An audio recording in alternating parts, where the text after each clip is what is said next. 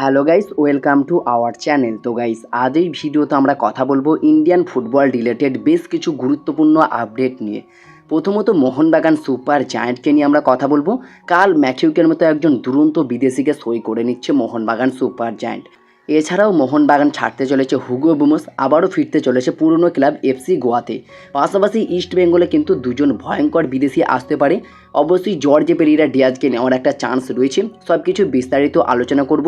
রাহুল কেপিকে নেওয়ার একটা বড় সুযোগ এলো মোহনবাগানের কাছে। এমনই কিছু গুরুত্বপূর্ণ আপডেট রয়েছে, তোমাদেরকে সব কিছু বিস্তারিত জানাবো আজকের এই ভিডিওতে।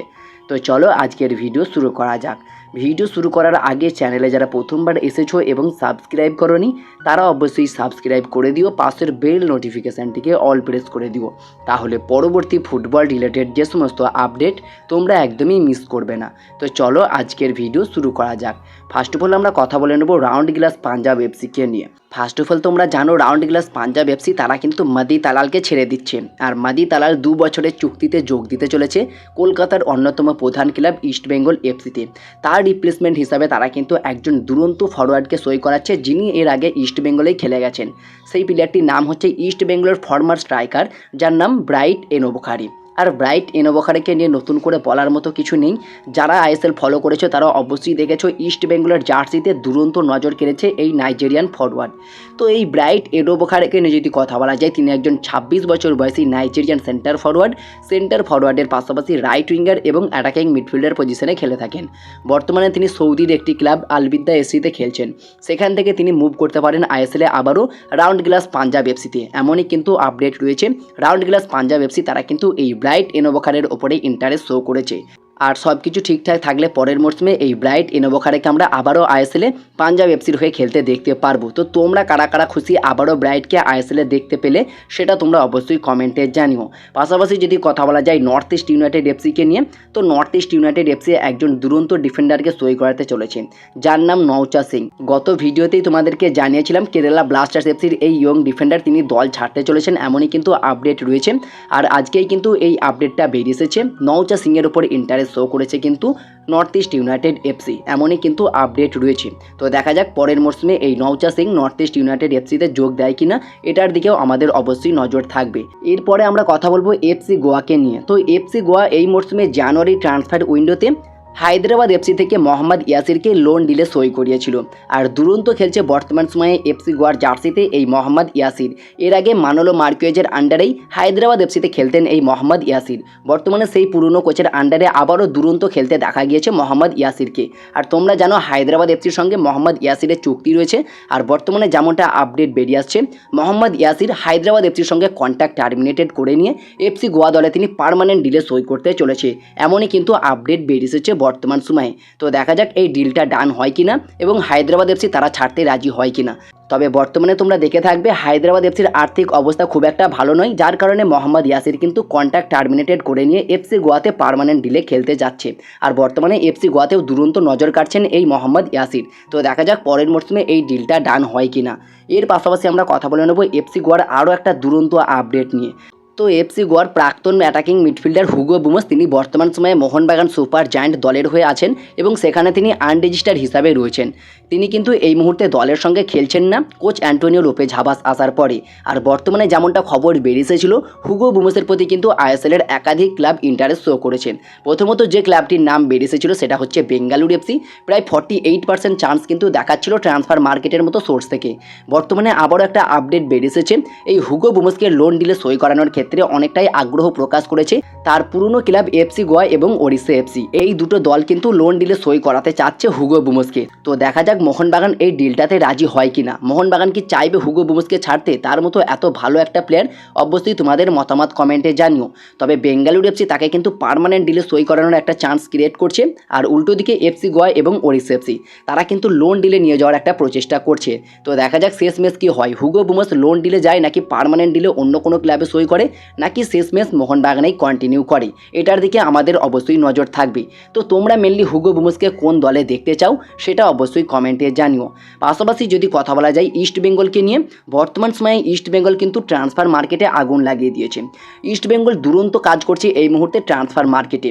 একের পর এক ভারতীয় প্লেয়ার এবং বিদেশি প্লেয়ারদেরকে টার্গেট করছে ইস্ট বেঙ্গল ক্লাব। তেমনই একজন দুরন্ত প্লেয়ারকে তারা টার্গেট করেছিল, সেই প্লেয়ারটির নাম হচ্ছে দিমিত্রিয়াস ডিয়ামেন্টাকস। বর্তমানে আইএসএলে কেরালা ব্লাস্টার্স এফসির হয়ে খেলেন তিনি। আর দিমিত্রিয়াস ডিয়ামেন্টাকসকে নিয়ে যদি কথা বলা যায়, তিনি একজন 31 বছর বয়সী গ্রিসের সেন্টার ফরওয়ার্ড। বর্তমান মার্কেট ভ্যালু 4.8 কোটি টাকা। কেরালা ব্লাস্টার্স এফসির জার্সিতে তিনি এখনও পর্যন্ত 12টা গোল করেছেন, যেটা একটা অনবদ্য পারফরমেন্স বলতে পারো। আর শোনা যাচ্ছিল কেরালা ব্লাস্টার্স এফসি ছাড়তে পারে এই গ্রিসের সেন্টার ফরওয়ার্ড। আর তাকে নেওয়ার জন্য ইন্টারেস্ট শো করেছিল আইএসএলের দুটি ক্লাব, একটা হচ্ছে মুম্বাই সিটি এফসি, একটা হচ্ছে ইস্ট বেঙ্গল। তবে ইস্ট বেঙ্গল অনেকটাই এগিয়ে গিয়েছিল। তবে সব জল্পনার অবসান ঘটিয়ে কেরালা ব্লাস্টার্স এফসি ম্যানেজমেন্ট কিন্তু দিমিত্রিয়াস ডিয়ামেন্টাকসকে একটা বড়সড় চুক্তি অফার করেছে, তার সঙ্গে কিন্তু কন্ট্রাক্ট এক্সটেনশন করতে চলেছে। তো সব কিছু ঠিকঠাক থাকলে পরের মরশুমে এই গ্রিসের সেন্টার ফরওয়ার্ড দিমিত্রিয়াস ডিয়ামেন্টাকসকে আমরা আবারও কেরালা ব্লাস্টার্স এফসির জার্সিতে খেলতে দেখতে পারি। তো দেখা যাক শেষমেশ কী হয়, এটার দিকে আমাদের অবশ্যই নজর থাকবে। পাশাপাশি যদি কথা বলা যায় পেরেরা ডিয়াজকে নিয়ে, তো জর্জে পেরেরা ডিয়াজ যিনি মুম্বাই সিটি এফসি ছাড়তে চলেছেন, বর্তমানে মুম্বাই সিটি এফসির জার্সিতে 12টা ম্যাচে 6টা গোলও করেছেন তিনি। আর পেরেরা ডিয়াজকে নিয়ে যদি কথা বলা যায়, তিনি একজন 33 বছর বয়সী আর্জেন্টিনার সেন্টার ফরওয়ার্ড। বর্তমান মার্কেট ভ্যালু 3.2 কোটি টাকা। শোনা যাচ্ছে আই লিগের ক্লাব মোহামেডান এসসি তার উপর ইন্টারেস্ট শো করেছে। আর ট্রান্সফার মার্কেট থেকেও কিন্তু এই আপডেটটা বেরিয়ে আসছে, মোহামেডান এসসি তাকে নেওয়ার জন্য কিন্তু অনেকটাই ইন্টারেস্ট শো করেছে। সব কিছু ঠিকঠাক থাকলে এই আর্জেন্টাইন সেন্টার ফরওয়ার্ড পেরেরা ডিয়াজকে আমরা মোহামেডান এসসির জার্সিতে খেলতে দেখতে পারি। তবে একসময় ইস্ট বেঙ্গলে কিন্তু এই জর্জে পেরেরা ডিয়াজের উপর ইন্টারেস্ট ছিল। দিমিত্রিয়াস ডিয়ামেন্টাকসকে তারা যদি কোনো রকম সই করতে না পারে, অ্যাজ এ ব্যাকআপ হিসাবে তারা কিন্তু পেরেরা ডিয়াজের নামটা রেখেছিল। তো এই মুহূর্তে যেহেতু Jorge Perera Diaz free agent হয়ে যাবে কিছুদিনের মধ্যেই, তো তারাও কিন্তু মোহামেডান এসসির সাথে একটা বড়সড় লড়াই করে এই জর্জে পেরেরা ডিয়াজকেও আনতে পারে। তো জর্জে পেরেরা ডিয়াজকে নেওয়ার জন্য একটা বড়সড় সুযোগ থাকছে ইস্ট বেঙ্গল ছাড়াও বাকি অন্যান্য আইএসএল ক্লাবগুলির। তো দেখা যাক শেষমেশ জর্জে পেরেরা ডিয়াজকে কোন ক্লাব সই করায়। তবে বর্তমানে ইস্ট বেঙ্গলকে নিয়ে যে আপডেটটা বেরিয়ে আসছে, তারা কিন্তু একজন 14 কোটির স্ট্রাইকারকে সই করাতে চলেছে। সেই স্ট্রাইকারের নাম হচ্ছে জেমি ম্যাকলারেন। বর্তমানে এই লিগের ক্লাব মেলবোর্ন সিটিতে খেলছেন। আর এই মেলবোর্ন সিটি টিমের ক্যাপ্টেনও জেমি ম্যাকলারেন।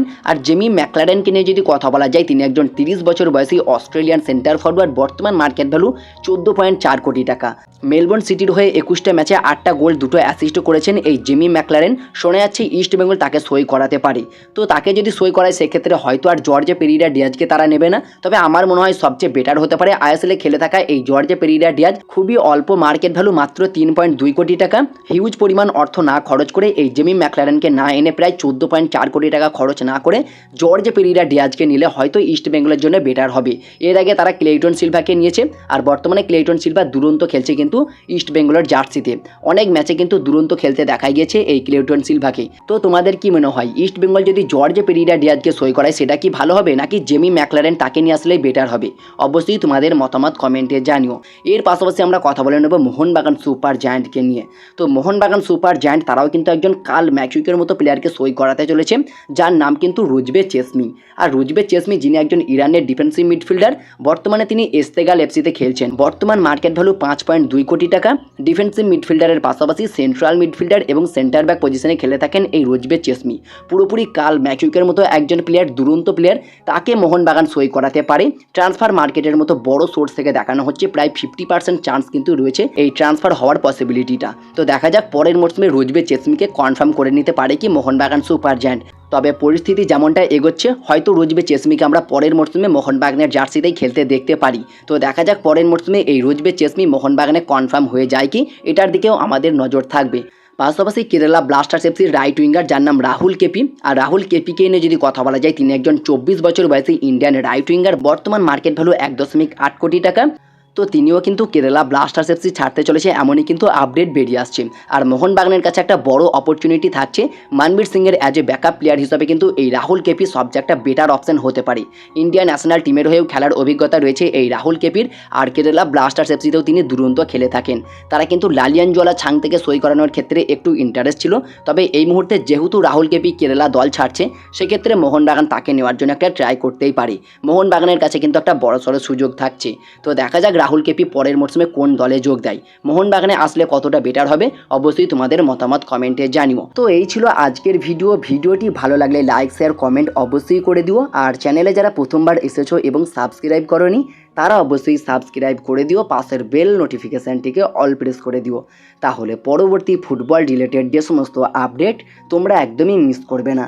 তো দেখা হচ্ছে পরবর্তী কোনো ভিডিওতে। Bye bye, have a good day.